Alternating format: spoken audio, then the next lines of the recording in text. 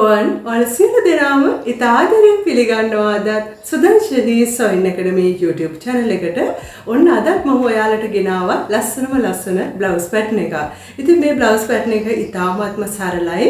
ඕනම කෙනෙකුට කරගන්න පහසුයි. ඉතින් ඔයාලා සියලු දෙනාටම පහසුවෙන් කර ගැනීමට පුළුවන් වන ආකාරයට තමයි මේ ලෙසන් එක මම ඔයාලට අද අරගෙන අවිල්ලා තියෙන්නේ. ඉතින් ඔයාලට විශේෂයෙන් පේනවා මෙන්න මේ මම ඇඳන් ඉන්න බ්ලවුස් එක තුල මේ යොදාගෙන තියෙන කරවටේ යොදාගෙන තියෙන ෆ්ලීට්ස්. එතකොට මේ ෆ්ලීට්ස් අපි යොදාගෙන තියෙන්නේ අපේ බස් ඩාට් මැනිපුලේෂන් කියන පාඩම යටතේ එන ක්‍රමයක් යටතේ තමයි අපි මේකේ ඩාට්ස් යොදාගෙන තියෙන්නේ. එතකොට මේ ඩාට් එක බස් ඩාට් එක අපි නෙක් එක වෙතට අරගෙන යෑමක් තමයි මේ තුලින් කරලා තියෙන්නේ. එතකොට අපිට මේක ෆ්ලීට් ආකාරයට එහෙමත් නැත්නම් ගැදර්ස් කරගන්න එහෙම නැත්නම් ටක්ස් භාවිතය ඔය වගේ ඕන මොස්තරයක් අපිට මේ බස් ඩාට් මැනිපුලේෂන් එක තුලින් කරගැනීමේ හැකියාව තියෙනවා.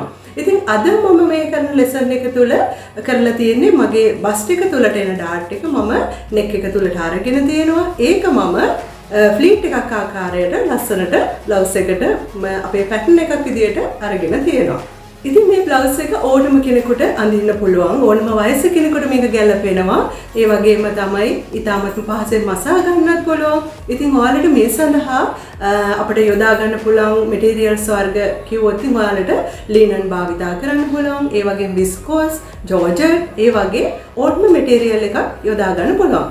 ඉතින් මේ වගේ බ්ලවුස් පැටර්න් එකක් කරද්දී බොහෝ වෙලාවට අපිට අවශ්‍ය වෙන්නේ ප්ලේන් කලර් එකක්.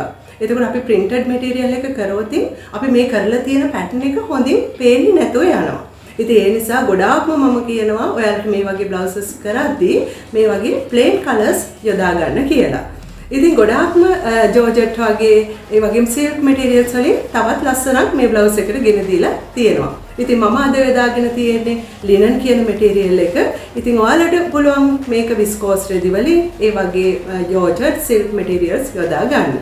ඒ වගේම ඔයාලට පේනවා අද මේ මොස්තරය තුළ යොදාගෙන තියෙන මේ ෆ්ලීට්ස් දෙක. මේක කොහොමද කරගන්නේ? ඒ වගේම තමයි එතකොට මේ ෆ්ලැට් කොලර් එකක් විදියට මේ උඩ කොටස හදාගෙන තියෙනවා. ඉතින් මෙන්න මේක කොහොමද කරගන්නේ කියලා අද ඔයාලට මේ ලෙසන් එක තුළ ඉගෙන ගන්න පුළුවන්. ඉතින් වටිනා දැනුමක් තමයි අද මේ ලෙසන් එක තුලින් ඔයාලට ලැබෙන්නේ. ඉතින් අපි බලමු මෙන්න මේ ලස්සන බ්ලවුස් පැටර්න් එක කොහොමද නිවැරදිව බ්ලොක් එක සාදා ගනිමින් නිවැරදිව මේක රෙද්දේ කපා ගනිමින් කොහොමද මසා ගන්න කියලා බලමු. මුලින්ම අපි බ්ලවුස් එක සඳහා මූලික පතරම සාදාගත යුතු වෙනවා. ඒ සඳහා අපි මුලින්ම අපේ පපුව වටය හතරට බෙදලා ඉන අගයට මේ කොටුවේ පළල විදිහට උරහිස සිට බ්ලවුස් එක උස ප්‍රමාණය අපි මේ කොටුවේ දිග විදියටත් අරගෙන අපි මුලින්ම කොටුවක් ඇඳ ගන්නවා. පපුව වටය 42ක් තමයි මගේ ඇවිල්ලා තියෙන්නේ. ඒක හතරෙන් බෙදුවම 10 මාරක් ඇවිල්ලා තියෙනවා. ඒ වගේම උරහිස සිට බ්ලවුස් උස අපි අරන් තියෙනවා 25ක් කියලා. 10 මාරක් කොටුවේ පළල විදිහට මේක තමයි මගේ high point shoulder line එක. high point shoulder line එකේ ඉඳන් මම පහළට මගේ බ්ලවුස් එකේ උස 25ක් මම මැන ගන්නවා. මේ ආකාරයට පහළ hem line එක මම ඇඳ ගන්නවා. එතකොට මේ ඇඳගත්තු කොටුව ඇතුළත තමයි අපේ පිටුපස බ්ලොක් එක අපි මුලින්ම හදාගන්නේ. එතකොට පිටුපස හදාන්න මුලින්ම මම උරහිස පළල ලකුණු කරගන්නවා. උරහිස පළල මගේ ඇවිල්ලා තියෙනවා 15 මාරක්. ඒක දෙකට බෙදුවාම 7යි 4න් 3. 7යි 4න් 3ක් මම මෙන්න මේ ආකාරයට ටේප් එක තියලා මෙතන ලකුණු කරනවා. ඒ රේඛාව මම පහළට දික් කරගන්නවා. ඊළඟට මම මෙතන ඉඳන් මගේ high point shoulder line එකේ ඉඳන් පහළට කිහිලි කට වටය බෙදීම 17 දෙකට බෙදුවාම 8 කියන මෙෂර්මන්ට් එක මෙතන ලකුණු කරනවා. ඒ අනුව මම මෙන්න මේ කොටුව ඇඳ ගන්නවා. ඊළඟට මම මෙතන මගේ උරහිස පල්ල ලකුණු කරගත්ත තැන ඉඳන් අඟල් 1 ප්‍රමාණයක් මම shoulder slope එක ලකුණු කරගන්නවා. ඒ වගේම ඊළඟට මම කරපළල ලකුණු කරගන්නවා. සම්පූර්ණ මගේ කරවටය ඇවිල්ලා තියෙනවා 14ක් කියලා. එතකොට කරපළල විදිහට මම 14 හතරෙන් බෙදලා අගේ අඟල් භාගයක් අඩු කරාම අඟල් 3ක් කියලා කරපළල මම ලකුණු කරනවා. ඒ වගේම කර ගැඹුර මම අඟලක් ලකුණු කරනවා. ඒ අනුව මගේ කරවටය මම ඇඳ ගන්නවා. කරපළල ලකුණු කරගත්ත තැන ඉඳන් shoulder slope එක අඟල් 1 ලකුණු කරගත්ත තැන දක්වා උරහිස රේඛාව ඇඳ ගන්නවා. ඊළඟට මගේ ආම් හෝල් එක දෙකට බෙදුවාම 8හමාරක් තමයි මගේ ආවේ. මම 8හමාර ආම් හෝල් ලයින් එක මේ ආකාරයට ඇඳ ගන්නවා. ඊළඟට මම මේ බ්ලොක් එක තුල මගේ පපුව රේඛාව, ඉන රේඛාව මම ඇඳ ගන්නවා. උරහිස සිට පපුවට උස 11හමාරයි. උරහිස සිට ඉනට තියෙනවා 15හමාරක්. එතකොට මේක තමයි මගේ උරහිස රේඛාව.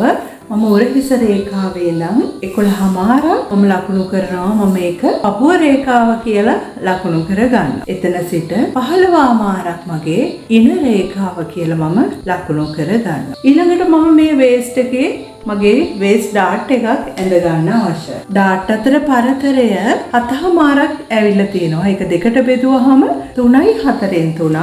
මම මේ පපුව රේඛාවේ 3යි 4න් 3ක් මේ ආකාරයට ලකුණු කරනවා. ඒ වගේම ඉන රේඛාවෙත් මම 3යි 4න් 3ක් ලකුණු කරනවා. ඊළඟට මම මේ රේඛාව මේ ආකාරයට පහළට ඇඳ ගන්නවා. මම මේ ඩාට් එක පහළ අඟල් 6ක් දක්වා දික් කර ගන්නවා. මෙතන ඇඳගත්තු ඩාට් අතර පරතරය 3යි 4න් 3ට කියන ප්‍රමාණය දෙපැත්තට අඟලක ඩාට් එකක් දෙපැත්තට අඟල් භාගය පැකින් හිටින විදිහට මේ ආකාරයට ඩාට් එක ලකුණු කර ගන්න. ඒ වගේම මම අඳින්නේ පිටුපස පළුවේ බස් පොයින්ට් එකේ ඉඳන් අඟලක් ඉහළට මම ලකුණු කරනවා. එතන සිට තමයි මම මේ ආකාරයට ඩාට් එක ඇඳලා තියෙන්නේ. ඊළඟට මම ඉන ලකුණු කරන්න අවශ්‍යයි. ඉන වටය 36ක් ඇවිල්ලා තිනවා. 4ෙන් බෙදුවහම අඟල් 9ක් තමයි ඇවිල්ලා තියෙන්නේ. මම මේ අඟල් 9ට ඩාට් එකේ අඟලත් එකතු කරගන්නමින් 10ක් කියලා ඉන රේඛාවේ ලකුණු කරනවා. මෙතන තමයි මගේ අන්ඩර් ආම් පොයින්ට් එක. අන්ඩර් ආම් පොයින්ට් එකේ ඉඳන් මම මේ ආකාරයට මගේ සයිඩ් සීම් එක ඇඳ ගන්නවා. ඊළඟට මට තියෙන්නේ උකුල වටය ලකුණු කරන්න. උකුල වටය කියලා මම ගත්තේ මගේ බ්ලවුස් එකේ උස ගන්න ඕන තැන වටේ උකුල ප්‍රමාණය. එතකොට උකුල වටේ එතන ඇවිල්ලා තියෙනවා අපර් හිප් එක 43ක්.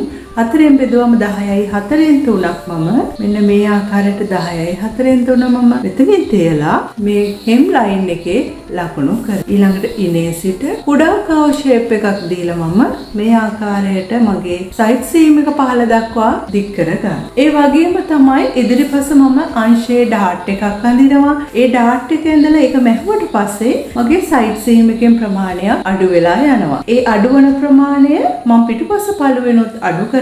මොකද මගේ සයිඩ් සීම් සමාන කරගන්න අවශ්‍ය වෙන නිසා. අඟලක් පහළට ලකුණු කරලා මේ ආකාරයට මම අඟලක් ලකුණු කරගන්නවා. නැවතත් මම ආම් හෝල් ලයින් එක ඇඳගෙන මෙන්න මේ කොටස මගේ බ්ලොක් එකෙන් කපලා ඉවත් කරනවා. දැන් පිටුපස පළුව මූලික පතරම සාදාගෙන අවසానයි. අපි ඉදිරිපස පළුව සාදා ගමු. ඉදිරිපස පළුව සාදා ගන්න විටත් මම පපුව වටේ 4ෙන් බෙදලා එන අගය 10 මාරක් කියලා මම මේ කොටුවේ පළල ගන්නවා. 10 මාරට මම කොටුවේ පල්ල ගන්නවා. ඒ වගේම මේ කොටුවේ උස හැටියට මම බ්ලවුස් එකේ උස බ්ලවුස් හයිට් එක 25ක් ඇවිල්ලා තියෙනවා. හයි පොයින්ට් ෂෝල්ඩර් ලයින් එකේ ඉඳන් පහළට 25ක් කියලා අරගෙන තියෙනවා. මම ඒක හෙම් ලයින් එක කියලා ලකුණු කරගෙන තියෙනවා. ඊළඟට මම උරහිස පල්ල අර ගන්නවා. උරහිස පල්ල 15 මාරයි දෙකට බෙදුවාම 7යි 4න් 3ක්. මම මෙතන සෙන්ටර් ෆ්‍රන්ට් එක කියලා ගත්තොත් මේ තමයි මගේ ඉදිරි මැද.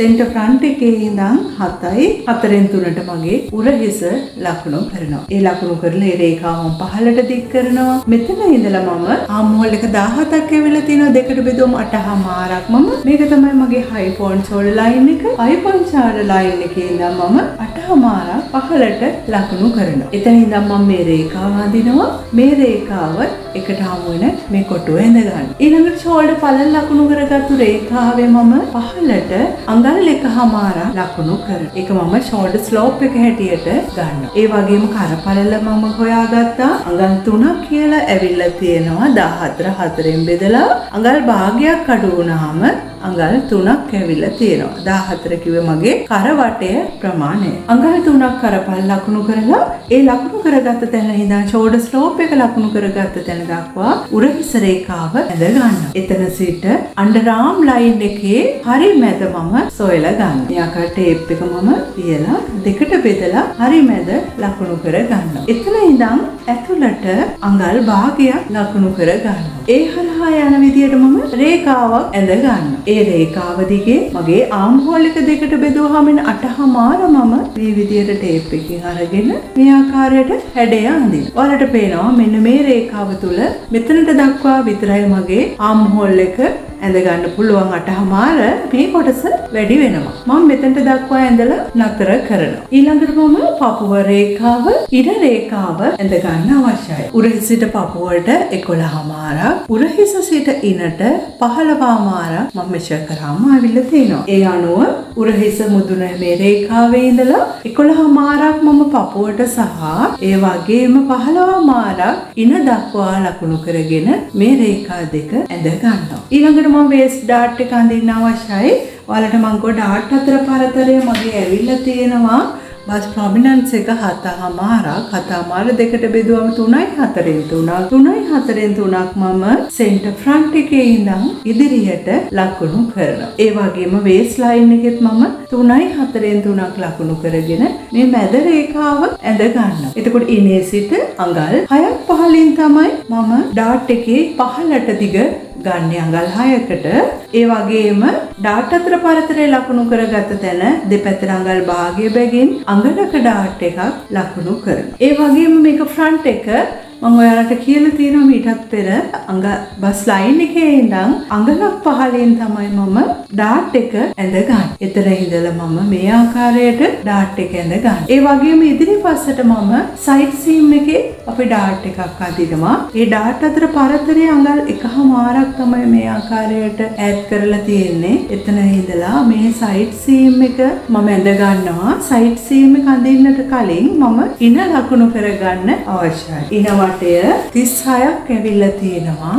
ඒක 4න් බෙදුවම අඟල් 9යි. අඟල් 9ට අඟලත් එකතු කරගන්නවා ඩාට් විත් එක 10ක් කියලා මම ඉන රේඛාවේ ලකුණු කරනවා. එතනට දක්වා අnder arm point එකේ ඉඳන් මම සයිඩ් සීම් එක ඇඳ ගන්නවා. ඊළඟට මේ සයිඩ් සීම් එක තුල තමයි මම අඟලක ඩාට් එක ඇඳගන්නේ. මේ ආකාරයට අඟලක ඩාට් එක මම ලකුණු කරගන්නවා මැද ලයින් එකේ දෙපැත්තට අඟල් භාගය පැගින් හිටින විදිහට. මෙතන අඟල් 1.5ක් මම ඈඩ් කරා. ඒ අනුව ඩාට් එක ඇඳගත්තා. ඩාට් එකේ උඩ රේඛාවට මෙතන ආම් හෝල් එක ඇඳලා ලකුණු කරගත්තු තැන ඉඳලා පහළට රේඛාව ඇඳ ගන්නවා. මෙතන වැඩි වෙන කොටස මම බ්ලොක් එකෙන් කපලා ඉවත් කරනවා. එතකොට ඔයාලට පේනවා මේ සයිඩ් සීම් එක තුල මම ඩාට් එකක් ඇඳගෙන තියෙනවා. එතකොට මේ ඩාට් එක මැසූ පසු මගේ සයිඩ් සීම් එකෙන් අඟලක ප්‍රමාණයක් අඩු වෙලා යනවා. මෙන්න මේ අඩුවන ප්‍රමාණයට පිටුපස ප්‍රමාණය සමාන කරගන්න ඕන නිසා තමයි මම මේතන පහළට අඟලක් ලකුණු කරලා මේ කොටස කපලා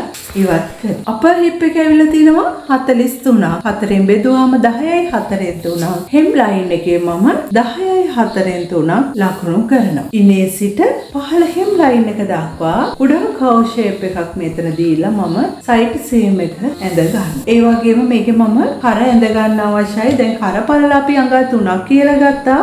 කර ගැඹුර අඟල් 3.5ක් තමයි ඇවිල්ලා තියෙන්නේ. කර ගැඹුර මම 14 4න් බෙදුවාම 3.5ක් ඇවිල්ලා තියෙනවා. 3.5ට මම කර ගැඹුර ලකුණු කර පල් ලකුණු කරගත්ත තැන සිට මෙතනට මම කර වටය ඇඳ ගන්නවා. ඒ අනුව දැන් මම ඉදිරිපස පළුවත් සාදාගෙන අවසానයි. අපේ පැටර්න් එක යාමට පෙර අපි මෙන්න මේ ආකාරයට අපේ බේසික් බ්ලොක් එක සාදාගත යුතු වෙනවා. අපි බලමු දැන් මෙන්න මේ බේසික් බ්ලොක් එක තුල අපේ පැටර්න් එක නිවැරදිව සාදාගන්නේ කොහොමද කියලා. ඒ අනුව සාදාගත් පතරමේ කොපි එකක් මම මේ විදිහට පිටපත් කරගත්තා. ඒකට මේ තියෙන ඉදිරිපස කොටස අපි ඉදිරිපස කොටස තුල අපි අද සාදන බ්ලවුස් එකේ බ්ලොක් එක සාදාගමු. එතකොට ඔයාලට පේනවා මෙන්න මේ වගේ ස්කෙච් එකක් තමයි අපි අද කරන්නේ. මේ වගේ මොස්තරයක. එතකොට ඔයාලට පේනවා ඉදිරිපස මේ වගේ ෆ්ලැට් යෝක් එකක් තියෙනවා.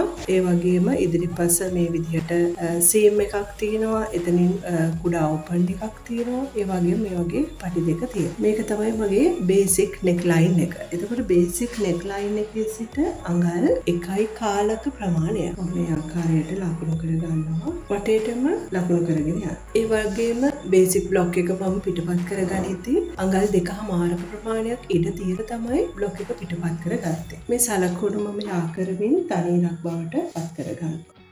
එතකොට මෙතන ඉදිරිපස කුඩා කර්ව් ෂේප් එකක් වගේ දෙනවා. එතකොට මෙතනින් අඟල් කාලක් වගේ ඇතුළට ලකුණු කරලා ඒ හරහා යන විදිහට තමයි හැඩය ඇඳගන්නේ. මේ කොටස බ්ලොක් එකකින් ඉවත් වෙනවා. ඒ වගේම ඔයාලට පේනවා මෙතන නෙක් එක වටේට ෆ්ලීට්ස් කිහිපයක් දාගෙන තියෙනවා. එතකොට මෙතන මම මේ පැත්තට ෆ්ලීට් දෙකක් සහ මේ පැත්තට ෆ්ලීට් දෙකක් දාගෙන තියෙනවා. එතකොට අපිට මේක අපේ ඩාර්ට් මැනිපුලේෂන් කියන පාඩම යටතේ අපිට පුළුවන් මෙන්න මෙතන අපේ බස් ඩාර්ට් එක මැනිපුලේට් කරලා අපේ නෙක් ලයින් එකට ඒ ඩාර්ට් එකේ ප්‍රමාණය රැගෙන එන්න. ඒ වගේම තවත් මම ෆ්ලීට් එකක් තියෙනවා. ඒ ප්‍රමාණයත් අපි යා කරගන්නවා ආම් හෝල් එක දෙසට. අපේ මෙතන තමයි සෙන්ටර් ෆ්‍රන්ට් එක තියෙන්නේ. සෙන්ටර් ෆ්‍රන්ට් එකේ සිට අඟල් දෙකක් පමණ ඇතින් පළවෙනි ෆ්ලීට් එක මම ඇඳ ගන්නවා. ඒ ෆ්ලීට් එක මම මගේ බස් ඩාර්ට් එකේ බස් පොයින්ට් එක දක්වා යා කරගන්නවා. ඊළඟට මම අඟල් 1.5ක් ඈඩ් කරමින් තවත් සලකුණක් දා ගන්නවා. ඒක මමගේ ආම් හෝල් එක දෙසට ඇඳ ගන්න. ඊළඟට ඔයාලට පේනවා මෙන්න මේ ආකාරයට එළියට තියෙන ෆ්ලීට් එකක් මේ විදිහට දෙපැත්තට තියලා තියෙනවා. මේ ෆ්ලීට් එකේ ප්‍රමාණය කොහොමද කරගන්නේ කියලා මම දැන් මේ බ්ලොග් එක තුල සටහන් කරන්නම් ඔයාලට. මේ තියෙන සෙන්ටර් ෆ්‍රන්ට් එක. එතකොට සෙන්ටර් ෆ්‍රන්ට් එකේ ඉඳන් අඟල් 1.5 බැගින් අඟල් 1.5 බැගින් දෙකක් මේකට ලකුණු කර. මුලින්ම 1.5යි නැවතත් එතන සිට එක රේඛා පහළට යා කර ගන්න. පහළ හෙම් ලයින් එක දික් කර ගන්නවා. මෙතන අපි කරවටේ ඇඳගන්නේ මේක නැමෙන ආකාරයටම නමලා තමයි මේකේ කර හැඩය ඇඳගන්නේ. අපි මුලින්ම සෙන්ටර් ෆ්‍රන්ට් එක දිගේ ඇතුළට නමනවා. ඒ වගේම මේ රේඛාව දිගේ තමයි ඇතුළට නම. නැවත ඒ රේඛාව මේ ආකාරයට ඇතුළට නමන්නේ. ඉතින් මැටි කොටස කපලා දැම්මා. කර හැඩය ඇඳ ගන්නවා. මේ ආකාරයට පටි කොටස නමා ගන්නමින් කර හැඩය ඇඳ ගන්නමින් ඊට පස්සේ මම මේ යෝක් එකේ කොටස මේ උඩ කොටස කපලා ඉවත් කරගන්නවා. එතකොට අපි මේ ලයින් එක දිගේ මේ විදිහට සිසර් මාක් එකක් දා ගන්නවා. කට් කරනවා කම්පියුටර් සඳහා. ඒ වගේම බස් පොයින්ට් එක දක්වා මේ රේඛාව දිගේ කපා ගන්නවා. ඒ වගේම මේ රේඛාවෙත් මම කපා ගන්නවා. දැන් ඔයාලට පේනවා මේ ආකාරයට මම කැපුවම තියෙන්නේ මෙතනින් ඉහළට එසවිලා නැවතත් පහළට එන ආකාරය. මේ විදිහට නැවපසු එතන අපේ හැඩය ලස්සනට එනවා. අපි දැන් මේ යෝක් එකේ කොටස වෙනම කපලා ගමු. මේ කොටස මේ ආකාරයට කපා ගන්නවා. ඒ වගේම ඔයාලට පේනවා මේ ස්කෙච් එකේ කුඩා රැලි පටියක් විදියට කුඩා ස්ලේව් එකක් විදියට මේ රැලි පටියක් දාගෙන තියෙනවා. එතකොට මේ රෆල් එකේ කොටස අපි සාදා ගන්න මම මේක තුලම අපේ පටියේ හැඩය ඇඳ ගන්නවා. ෂෝල්ඩර් එක මේ ආකාරයට දිගු කරමින් අඟල් 1.5ක පළලක් අපි ඇඳ ගන්නවා. ඊළඟට මේ කොටස මම මේ ආම් හෝල් එකේ මේ කෙළවරට යනකම්ම කරන්නේ නැහැ. මේ කර්ව් එක හරියට වෙනකම් හැඩය ඇඳ ගන්න.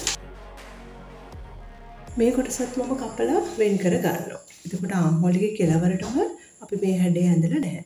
මෙතන අපි නොච් මාක් එකක් දා ගන්න ඕනේ. එතනට වෙනකම් විතරයි අපි රෆල් එක ඇටච් කරන්නේ. මේ විදිහට ඇඳගත් ස්ලීව් එකේ කොටසත් අපි කපලා ඉවත් කර ගන්නවා.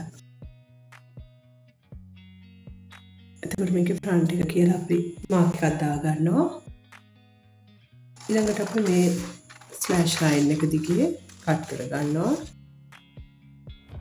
ඊළඟට මම මෙතන අපේ ඩාර්ට් එක ෆෝල්ඩ් කර ගන්න. ඔයාලට පේනවා මෙතන ඩාර්ට් එක ෆෝල්ඩ් කරද්දී අපේ මෙතනට මේ ඩාර්ට් එකේ ප්‍රමාණය ගිහිලා තියෙනවා. අපි ඒ ක්ලිට් එක සඳහා තියා ගන්නවා. ඒ වගේම මේ දුරටම සමාන වන විදිහට අපි මේ දුරත් මේ විදිහට ඈඩ් කරමින් යටින් කොලයක් අලව ගන්න. ඩාර්ට් එක අලවා ගන්න. එතකොට අපි මේ ආකාරයට කොළ කොටසක් ඇතුලෙන් අලවගෙන මේ ෆ්ලීට් එකක් ආකාරයටම නවනවා. නවල තමයි අපි මෙතන නෙක් ලයින් එක කපා ගන්න. ෆ්ලීට් දෙක මේ විදිහට නමාගෙන මේ නෙක් ලයින් එක දිගේ කපා ගන්න. එතකොට අපි මේ කැපුවහම මේ හැඩය එන්න අවශ්‍යයි. එතකොට තමයි අපිට නෙක් එක වටේ ලස්සනට ඇටච් කරාම මේ හැඩයටම උඩ අපි මේ යෝක් එකේ කොටස ඇටච් කරගන්න පහසු වෙන්නේ. එතකොට අපේ ඉදිරිපස කොටස හදාගෙන අවසానයි. මේ පිටිපස කොටසටත් අපි ස්ලීව් එකේ ප්‍රමාණයට ඉදිරිපස ඇඳගත්තු ප්‍රමාණයටම හැඩය ඇඳ ගන්නවා.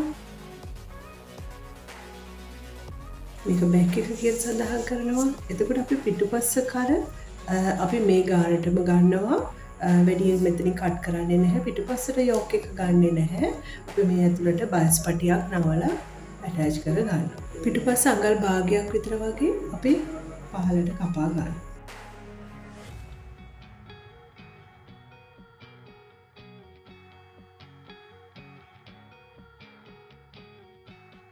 අතවටේ රෆල් එක සාදා ගැනීම සඳහා මේ කොටසත් කපා ගන්නවා. එතකොට පිටුපස මේ ඩාට් එක වලට කැමති නම් මසා ගන්නත් පුළුවන්.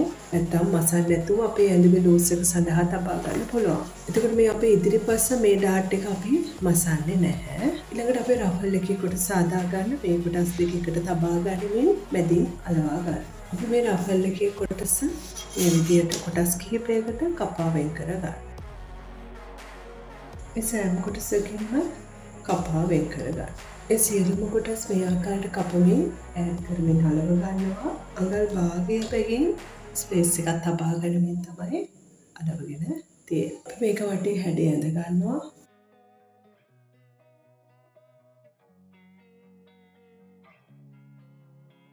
එතකොට මේ ආකාරයට තමයි පටිය සෑදුවපස තියෙන්නේ. ගොඩාක් රැලි අවශ්‍ය නම් මේ ස්පේස් එක අපිට වැඩි කරලා අලව ගන්න පුළුවන්. එතකොට සියලුම කොටස් දැන් කපාගෙන අවසానයි. අපි දැන් මේ බ්ලොක් එක රෙද්ද මත තබා ගන්නමින් කපා ගමු. අපි මේ බ්ලවුස් එක කපා ගැනීම සඳහා ලිනන් මීටර් 3 කාලක ප්‍රමාණයක් අරගෙන තියෙනවා. අපි බලමු කොහොමද ඉදිරිපස කොටස කපා ගන්න කියලා. එතකොට ඉදිරිපස කොටස අපි මෙතන අපේ පටියක් හදනවා කියලා මම කිව්වා ඉස්සරහට මේ විදිහට නමලා ඒක සඳහා අපි මේ කොටස තබා ගනිමින් ඊට අමතරව අඟල් භාගයක සීම ලවන්ස් එකක් මෙතන තියා ගන්නවා. ඒ වගේම රෙදි කොටස් දෙකම එකට වර කැපීම සඳහා නැම්මට තබා ගනිමින් අපි පසුව මේක කපා වෙන් කර ගන්න. අඟල් භාගයක සීම ලවන්ස් එකක් තියෙනවා. ඒ වගේම පහළ හැම් එකටත් අඟල් භාගය බැගින් තියෙනවා. ඒ වගේම සයිඩ් සීම් එක පැත්තට අඟල් භාගයක සීම ලවන්ස් එකක් තියෙනවා.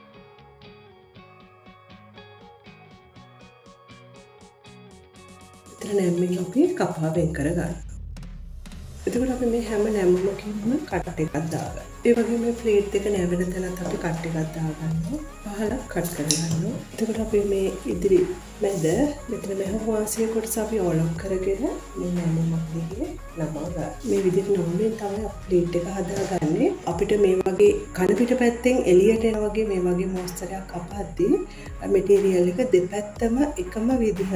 ඒ කියන්නේ අපි මේ ෆැබ්‍රික් එක යාන්ස් රැප් වෙලා තියෙන්න ඕන එකම යාන්ස් වලින්. එතකොට තමයි අපිට එකම කලර් එකට මේක ගන්න පුළුවන්. එතකොට ලිනන්, ජෝර්ජට්, සිල්ක් ඒ වගේ මැටීරියල්ස් වලින් තමයි අපිට මේ වගේව කරන්න පුළුවන් වෙන්නේ. පිටුපස කොටසත් අපි නැම්මට තබා ගනිමින් අඟල් භාගයක් දෙකකින් සීම වලට වටේට තබා ගනිමින් කපා ගන්න.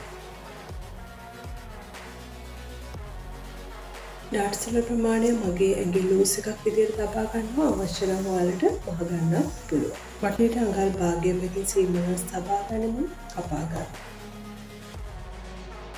එතකොට අපි කොටස් දෙකක් කපාගෙන තියෙනවා. තවත් කොටස් දෙකක් කපා ගන්න. පටි කොටස් දෙකක් කැපෙන ආකාරයට එකවර කපා ගන්න. උරහිස මුදුනට අපි මාක් එකක් දාගන්න. ඒ වගේම පිටුපස කරවටයට සහ ආම්හෝල් එක වටේට බයස් පටි කීපයක් කපා ගන්න. ඊළඟට අපි මෙන්න මේ විදිහට මේ සියලු කොටස් ටික අයන් කරමින් නීට් කරගන්න අවශ්‍යයි. මේ ආකාරයට මම හැම තැනකින්ම කට් මාක් දැම්මා. අපි මේක නවා ගන්න ඕන ස්ථාන. ඒ වගේම දැන් මම මේ මැහුම් වාසිය දිගේ ඕලොක් කරගන්නවා. ඊට පස්සේ මේ තියෙන මගේ සෙන්ටර් ෆ්‍රන්ට්. මෙතන සෙන්ටර් ෆ්‍රන්ට් එක ළඟින් ඇතුළට නැව මේ ආකාරයට. එතකොට ඔයාලට පේනවා මේ විදිහට එකවරක් නවලා නැවත තව වරක් නවනවා. එතකොට සෙන්ටර් ෆ්‍රන්ට් එක තමයි ඉදිරි මැදට එන්නේ. ඒ වගේම මේ කොටසත් මම මේ විදිහට තියලා අයන් කරගත්තා කොටස් දෙකම. ඒ වගේම නෙක් එක වටේට එන ෆ්ලීට්ස් ටික මම මේ ආකාරයට තියලා පින්ස් ගහගත්තා.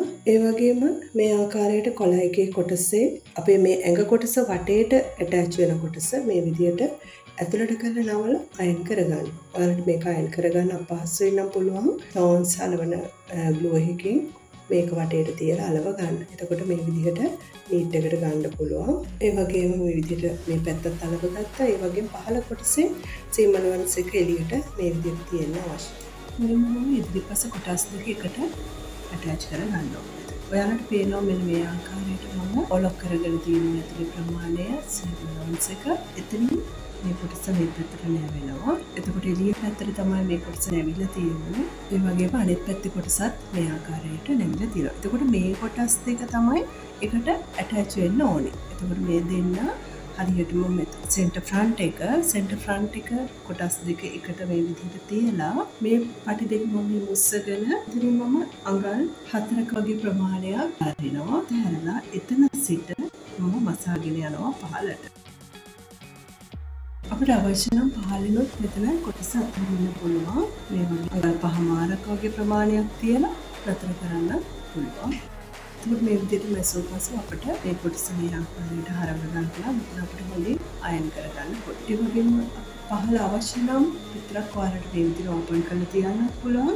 නැත්නම් මේකත් පහළටම මසාගෙන යන්නත් පුළුවන්. ඊළඟට අපි මේ කරවටේ මේ ක්ලීප් එක සහ මෙතන හදාගත්තු ක්ලිප්ස් දෙක ටැග් කරගන්නවා නූලක් මසාගෙන.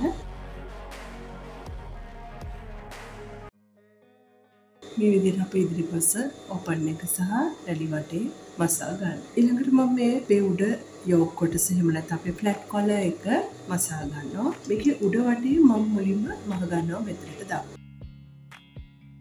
කව් එක වටේ කට් මාක්ස් කීපයක් දා ගන්නවා.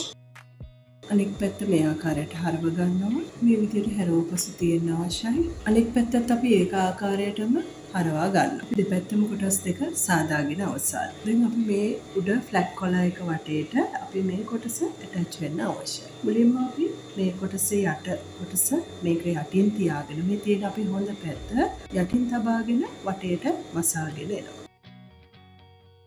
මේ විදිහට මසාගෙන අපි මේ කොටස මේක මතට තබා ගන්නවා මේ මහරවලා. මේක මත තබා ගනිමින් මේ ස්ටිච් එක අයින දිගේම මේ ආකාරයට තබා ගනිමින් පින්ස් ගසා ගන්නවා. ගසාගෙන අපි මසාගෙන යනවා. අපි මෙතන දැන් කොටස් කිහිපයක් එකට එකතු වෙලානේ පොඩ්ඩක් රෆ් ගතිය වැඩි. ඒ නිසා උඩ කොටසක් අපි කපා ඉවත් කරනවා. තාමත් මේ නීට් එකට මසා ගැනීම අවශ්‍යයි. මේ ආකාරයට මසා ගන්නවා. උඩිනුත් අපි ස්ටිච් එකක් මසා ගන්නවා මෙතනට දාන්න. මේ පැත්තත් ඒ ආකාරයට මසාගෙන යනවා. මේ පහළ අපේ සීම අලවන්ස් එක මේක යටින් තබා ගැනීම තමයි කරවටේ මසාගෙන යන්නේ. මේ ආකාරයට තබා ගැනීම මසාගෙන යනවා. මේ වටේටත් මසාගෙන යනවා. දැන් ඔයාලට පේනවා මේ ආකාරයට අපි ඉතාමත්ම නීට් එකට මසා ගත යුතුයි. පිටුපස කරවටට බයස් පටියක් තබා ගනිමින් මසා ගන්න. කට්ස් මාක් කිහිපයක් දා ගන්නවා. අවුට්ලයින් එක මසාගෙන යන්න.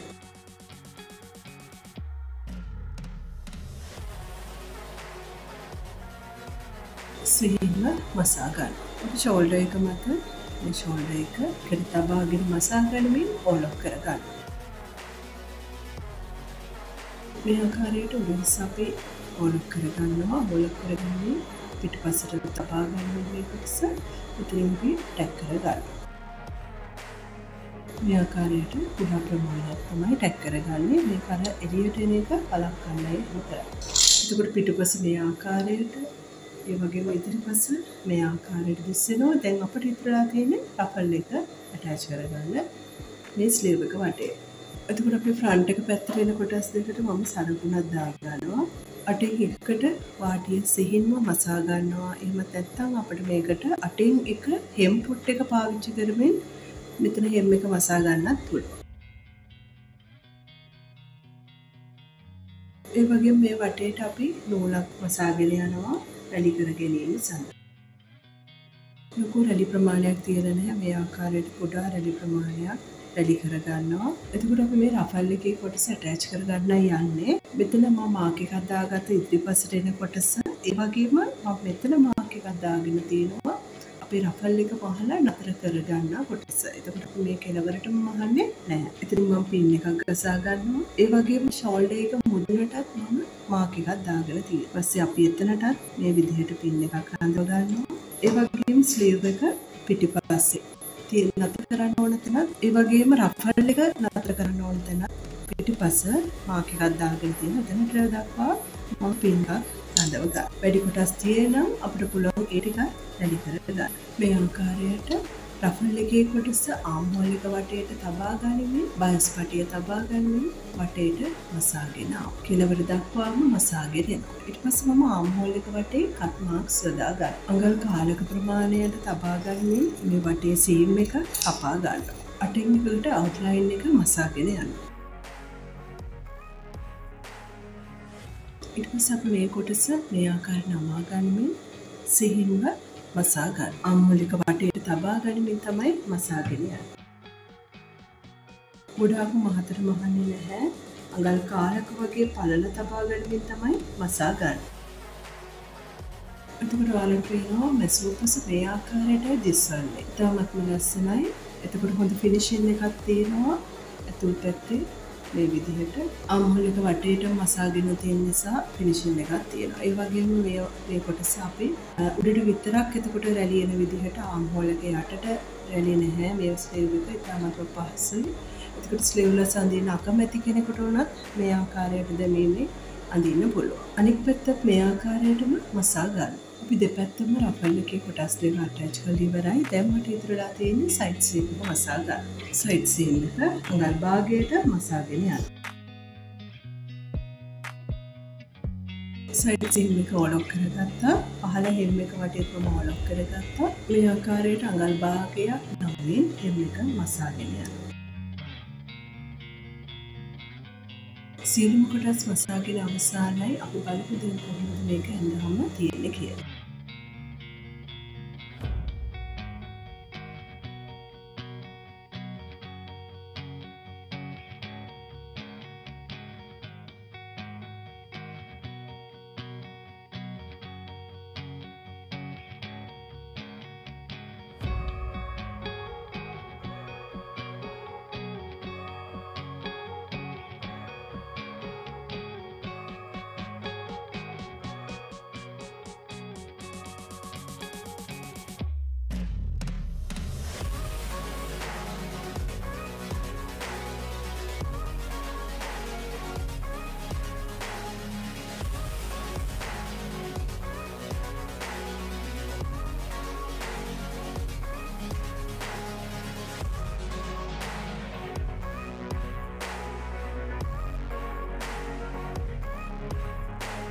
ඉතින් මම හිතනවා අද ලෙසන් එක බොහෝ දෙනෙකුට ගොඩක් ප්‍රයෝජනවත් වෙන්න ඇති කියලා. ඉතින් බස් ඩාට් මැනිපුලේෂන් කියන යටතේ ඒ පාඩමට අදාළ වන ලෙසන් එකක් යටතේ එන මේ මොස්තරයක් තමයි අද ඔයාලට මම තෝරගත්තේ. ඉතින් මේක පැටර්න් මේකින් ඉගෙන ගන්න ළමුන්ට පවා බොහෝ ප්‍රයෝජනවත් වෙනවා. ඉතින් හැමදාමත්ම වගේ සුදර්ශනී සොයින් ඇකඩමි එකෙන් ඔයාලට අරගෙන බොහෝ වටිනා දැනුම. ඉතින් ඔබ අද සම්බන්ධ වෙන කෙනෙක් නම් ඉතින් සුදර්ශනී සොයින් ඇකඩමි YouTube channel එක subscribe කරන්න අමතක කරන්න එපා. ඉතින් මේ වගේ වටිනා දැනුම අරගෙන නැවතත් මෙවැනිම වීඩියෝ එකකින් නැවත හමු වෙනකන් අදට මම නවතිනවා. ඔයාලා සියලු දෙනාටම සුබ දවසක්.